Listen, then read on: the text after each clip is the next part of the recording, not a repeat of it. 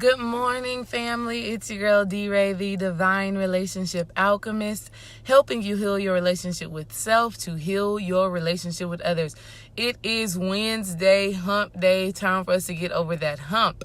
And the hump we're talking about today, as you all should know, is the subconscious mind reprogramming and transforming the things that we have learned from our parents and from our childhood, right?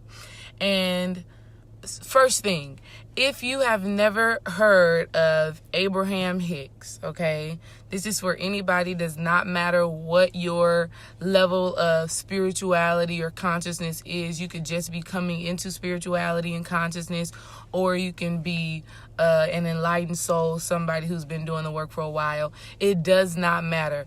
Abraham Hicks is key in listening to some different details about reprogramming the subconscious mind. So y'all go check her out, right? So what I want to talk about is how things come up that let us know, okay, we may need to change, right? I am going to be going into further detail on this topic later on this week, maybe this weekend, right? I love being vulnerable with y'all to let y'all know I'm real, okay? I'm a real goddess having this human experience, and in that I have to transform too. And so this is one of the ways that you can figure out that there's something within the subconscious mind that needs to be changed. So something about me that I've learned recently is that I have a hard time with being alone.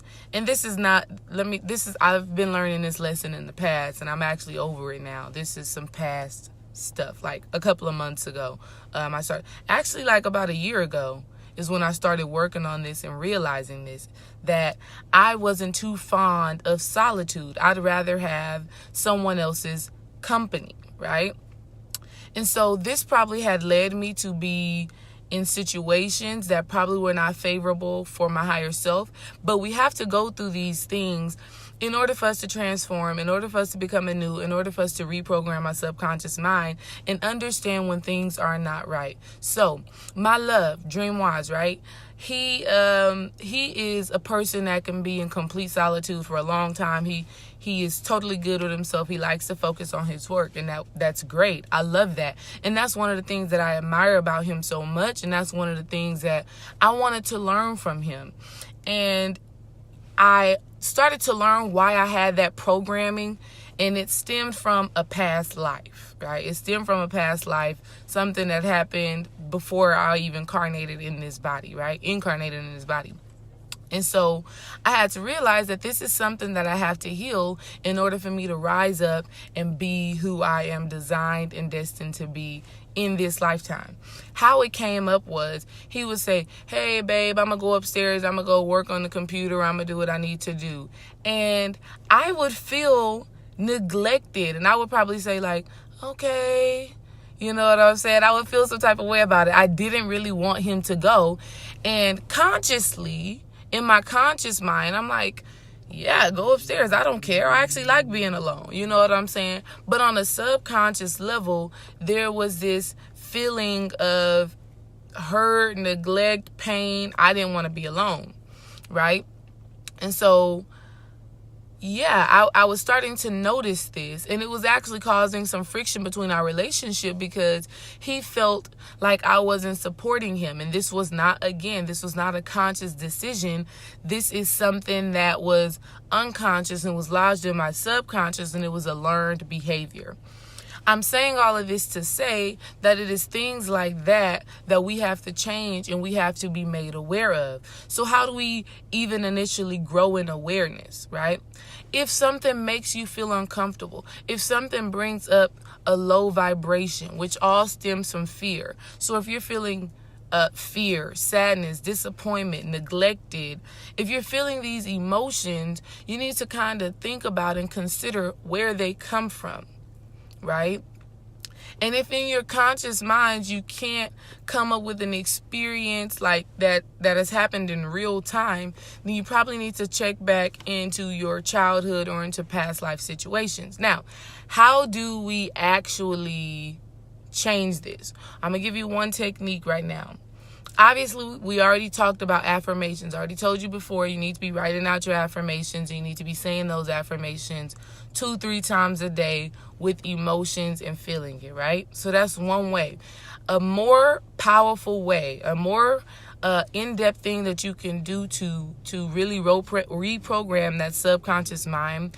Record yourself saying that affirmation. Record yourself saying what you want to manifest, what you want to be, and what you want to see. So for me, I made an affirmation that says, I enjoy my solitude. I am totally fine with being alone because I know that I'm never lonely. I embrace alone time. I love me time, right? And so me saying that affirmation over and over and over again, and also recording myself saying it in my phone, that's the first step. Record yourself saying it. The next thing you want to do is plug in some headphones and listen to yourself saying that affirmation before you go to bed, right? This is going to work without a shadow of a doubt. It just depends on how long it will take for it to manifest, right? But beyond no doubt, it will happen, because when we're on our way to bed, our conscious mind is being put to rest. Our subconscious mind is wide open and ready to receive. So whatever it is that you want to reprogram and integrate into your life, whether it's a new way of thinking, whether it's actually a physical manifestation of something, you can do it by speaking into your phone, whatever it is that you want, and listening to that recording on repeat as you're going to sleep. All right? Easy, easy, easy. But first you have to grow in awareness of what things within you that you want to change and make better. Like now I love being alone. I love our family time, of course, and we get a lot of things done when we're working together because we are a partnership beyond, man, just we've been doing this for lifetimes, right?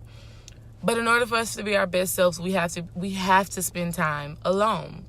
And in order for me to enjoy the time of alone, I had to first embrace it. I had to become aware, wait, there's something up with that.